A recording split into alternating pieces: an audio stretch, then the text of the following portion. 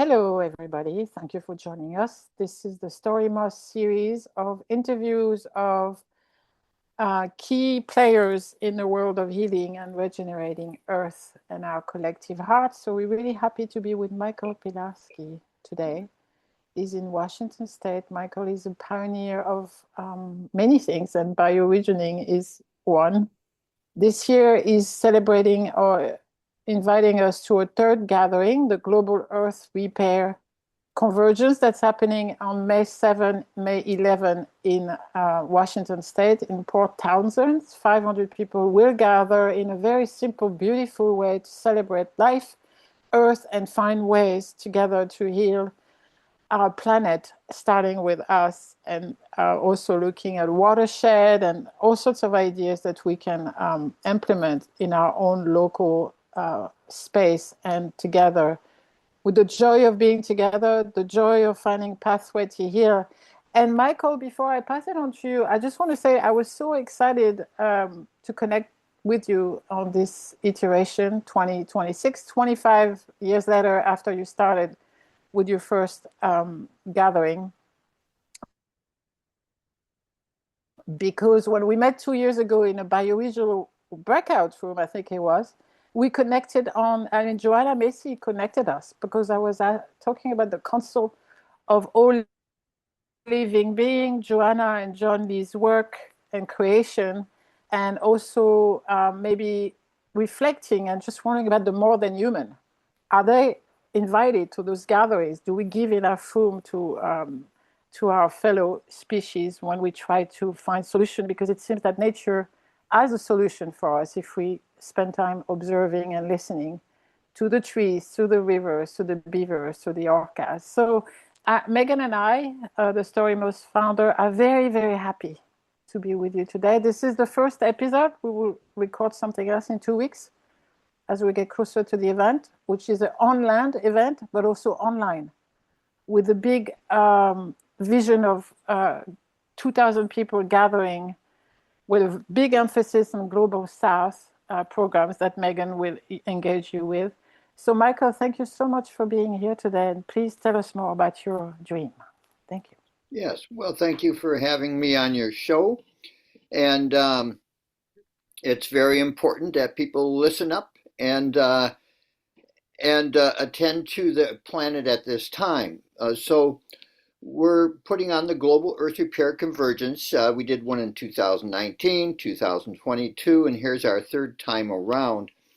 And the goal is to outline how we can repair the planet and get our climate back to a more stable place. Because as we all know, the climate's going through various extremes, and heat being one of the problems, and also the fact that more and more of the world are falling into a flood and drought cycle. But we know the solutions to that. I personally know a lot of the information, but we're bringing together around, it looks like, by the time all said and done, probably about 300 different presenters from many parts of the world who we are assembling some of the best people on the planet right now that know how to fix the problems on the physical sense.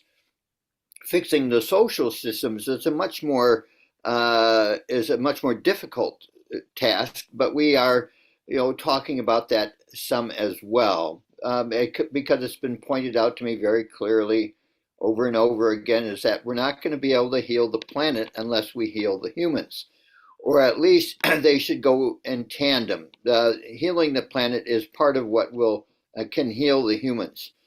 And if the planet doesn't get healed, the humans just won't be around. So we're facing a critical point, and at the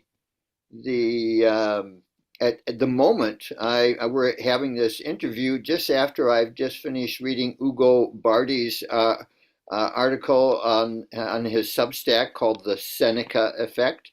I recommend it to people as a deep thinking place. And he's pointing out that we are that we really are at a point where the world systems, as we call it, the global supply chains, are about to break down increasingly in the months and the period of time ahead.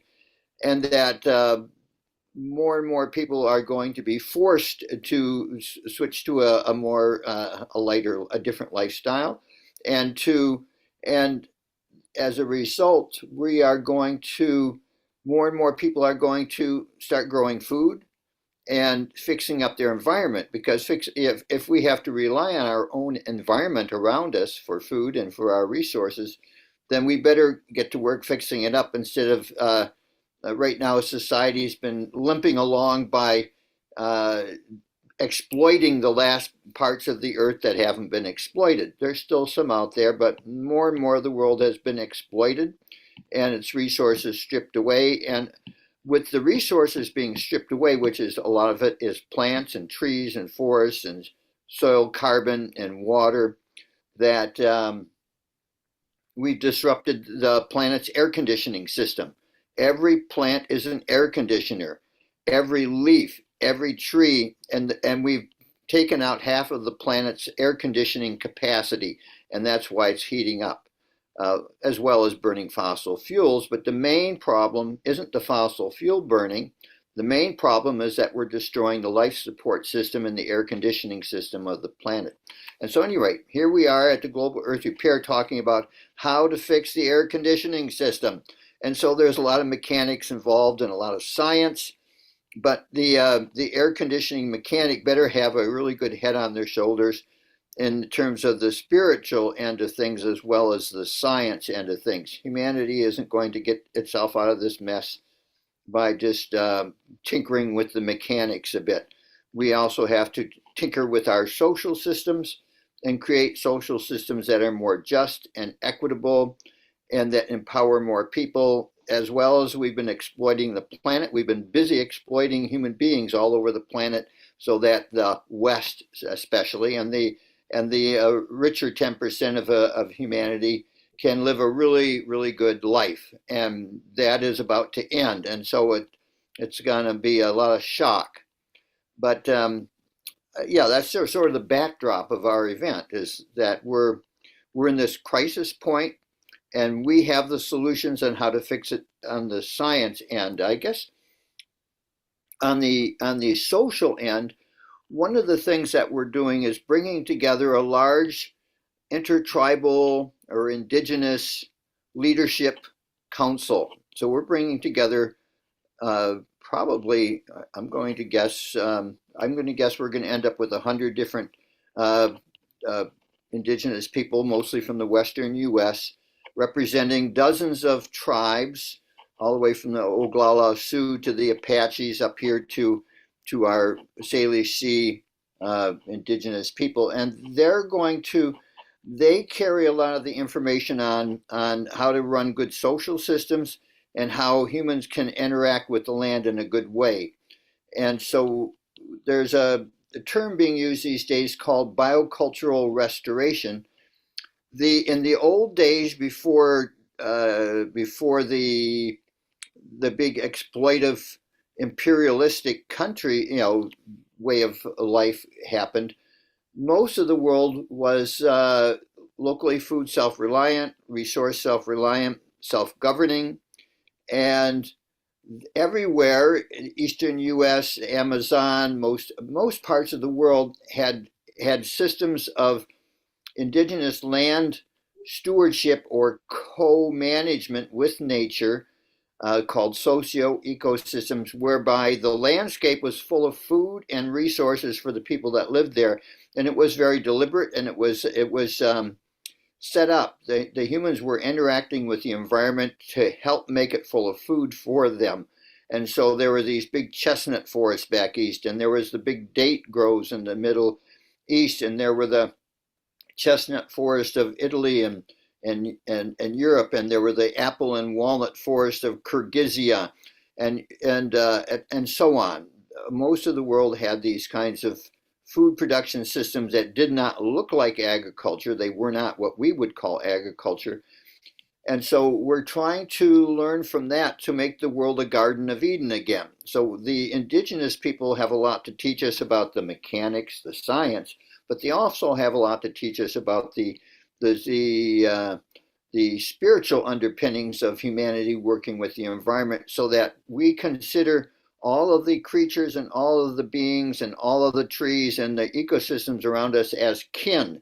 We are kinship. We are part of them. They are part of us, rather than they are raw materials and natural resources to be exploited. And they don't have they. In other words, we recognize the rest of the environment as cognizant, as sentient beings, and that they're capable of being interacted with. And this, we have to interact with them in a spiritual manner, and we can communicate with them and work with them on a spiritual level. In other words, the world is not just filled with matter; it is filled with spirit, and that is the kind of thing that we're also talking about at the Global Earth Repair Conference. Not that everybody is going to sign off on that for by any means, but it's one of the aspects that we also cover. So there's a little bit of a snapshot of what we're about to do. Yes, wonderful. And you've just described such a powerful and beautiful convergence of science and knowledge and practical doing, and but also the spirit of what humanity has the potential to become, and how we are all kin and all interrelated at the end of the day. So to bring back to connect it back to this idea of convergence, maybe could you give us a little taste of how what this will look like when the event unfolds? What will people experience, um, with all of the powerful speakers, Zach Weiss and John Liu um, and Anastasia um, Marikova, I think, who's, done such powerful work on the biotic pump, all this science and the water. Um, you know, how, um, how will people really come away with a vision that you're describing, or that orientation Well, that it's you're describing? well, it's going to be a really fast-paced world, I can tell you that.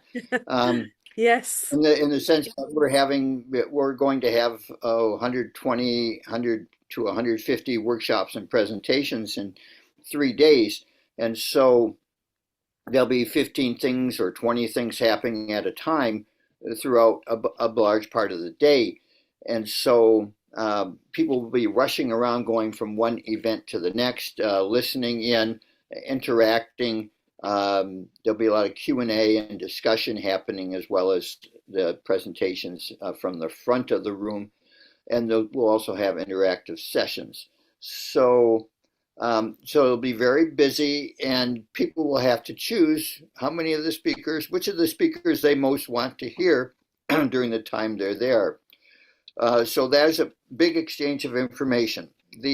Another aspect is the plenary sessions, where we're all get together, and I'm very fond of having circles when we get together, and so we'll form various circles, and we'll hear keynote speakers. We'll hear song, and I'll lead a few dances, and so we'll have um, the indigenous people will lead ceremony, and so there'll be a bringing us together in one space to to gel together as a unit, you might say. We create a bubble of energy that we are within, that influences all of us and inspires us, and it's a really high energy system. You might say that we go up a plane of existence, and from our normal 3D reality to more of a fourth level reality, because we build this group energy. The native people will, of course, have a role in that, creating that energy and that ceremonial aspect, and they'll we probably will have on Saturday. It's looking like a particularly strong component of the indigenous people doing a a intertribal jam where they each tribe presents songs, dances, drumming, and so will go around. Every indigenous tribe will have a spotlight for a bit of time. We'll see how that goes, but at least many of them. So, and there'll be a song, there'll be a center for singing and songs. There'll be song circles, so that there's a cultural element as well as the science and um, the deliberations on how do we get ourselves out of the mess that we're currently in. And of course, food sovereignty and how to grow food will be a really important topic.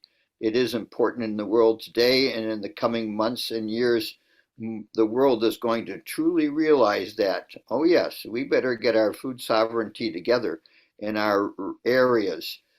One thing I'm going to look up in the next few days here, I was just thinking of this last night. I want to see how fast the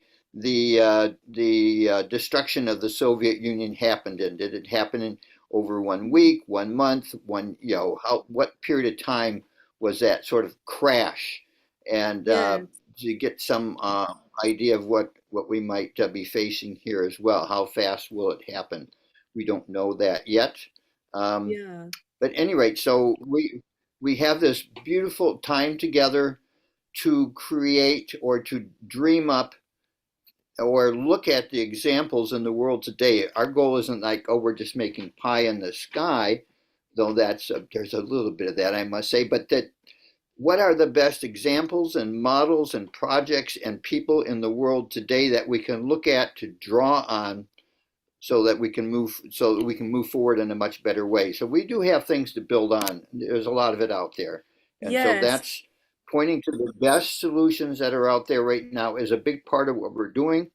And anybody out there can come to our site afterwards. We'll be cataloging.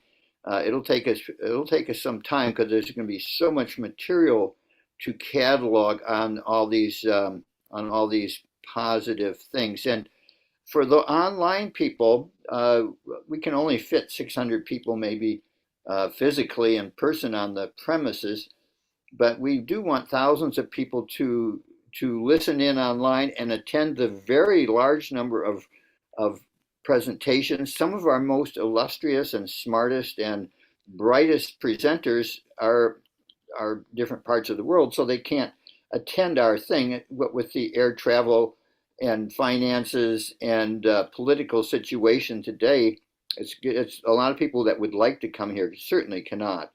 So you mentioned Anastasia Makarieva from Russia, for instance. She can't make it here. So, but she will present online, and so we're going to have a lot of wonderful people. I'm amazed that we have Rosemary Morrow and Maury Gamble, who are two of the most famous permaculturists in the world. And they both, and Warren Brush is going to be here, that they all three have worked in dozens of countries. Rosemary has worked particularly in Cambodia and Thailand, Afghanistan, Timor, and many countries where situations were very dire, and they needed permaculture really bad, and they knew it because people were dying because they didn't have a good systems. And anyway, so we're going to have some real insights from people on how to do permaculture in refugee camps or in war-torn situations or in areas of deep crisis, and we better learn from those examples. Yes. I mean, I Oh, and myself I am, mentioned what. yeah, Yeah. on the continent of Africa and have done, have worked a lot in Zimbabwe, Uganda, Kenya, places where, these kinds of breakdowns that you describe and warfare and things have occurred, and the sort of colonial legacies, and was also very moved to discover there'll be um, an online node of activation from Zimbabwe and also from Brazil, and to really make this a global experience, even though the in-person gathering is happening in Cascadia. So maybe you can say a few words about that before we come to a close. Well, yeah, we're really thrilled that we have Precious Fury in Zimbabwe putting on a program, and they're going to have, quite a few speakers from around Africa. They're doing it pretty fast paced on as far as online goes, but anybody in Africa can sign up for that, or of course other places. So we have a portal on our website, sign up, register for the online program, and once you sign up, you'll have actually, I think Africa may have their own private sign up, and maybe in Brazil as well. But at least you'll be able to find where their portal is if people come to our website. So if you come to our website, you can then find out how to sign up for the Brazil portion is going to be in Portuguese and Spanish. So that's really nice for again the multilingual aspect of things. So, anyway, so we're really happy that we're going to have programs on other continents and nodes of people working together. It's we're working really closely with the eco restoration Mm. community organizations and communities and camps around the world, and we're also working closely with the Eco Restoration Alliance, which has members all around the world too. So we're part of a number of international alliances. Mm. And so we are very grassroots. We're doing this on the proverbial shoestring, but between all of our presenters and people involved, we are reaching out to thousands of organizations and networks and alliances around the world. And so even here from our grassroots space, we're going to help influence the world Mhm. and help educate it and create a resource directory for the whole planet. So we'll look forward to seeing some of your listeners at our event. Thank you, Wonderful. Michael. I just say thank Michael. For us, it is like such a beautiful illustration of the decades of your work building relationship with so many different organizations, from your permaculture work to your water bioregional work, and to see that people are gathering their energy to make a difference, to continue to reinforce this beautiful kinship movement that's your dream and vision. And also how, yeah, grassroots. And can you mention the price of the event? Is such an amazingly affordable ticket price for people to join and be able to really enjoy being part of the movement, even if they are the opposite side of the world. And thank you again for today. Well, the in-person event, costs $300, which is it's not, it's cheaper than a lot of the similar conferences that are held. But our online portion is $20 per day, 3 days, $60. However, there's a scholarship button there, so no one will be turned away for lack of money. The Africa program, I believe, is free right from the get-go when people sign up there, though I imagine they have a donation button. And the Brazil was also, in other words, we're accessible. If people really want to tune into our online program, if they want to come in person, well, then they either have to work or pay or both.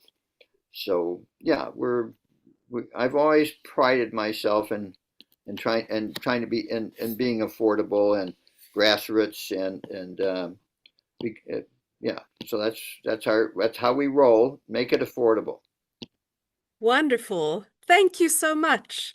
It's really inspiring and so energizing, and we are so honored and can't wait to be um, a part of this and to join in the action and the call for global healing and earth repair. Thank you so much, Michael. Thank you, Emmanuelle. And we Thank look you. forward to See you soon. continuing the Yeah, conversation. thank you.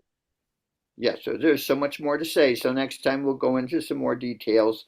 But nice to be with Absolutely. you, and best wishes to all of you and your viewers. Thank Yes, you I so wish much, you and to well. you. Bye now. Bye bye. Okay.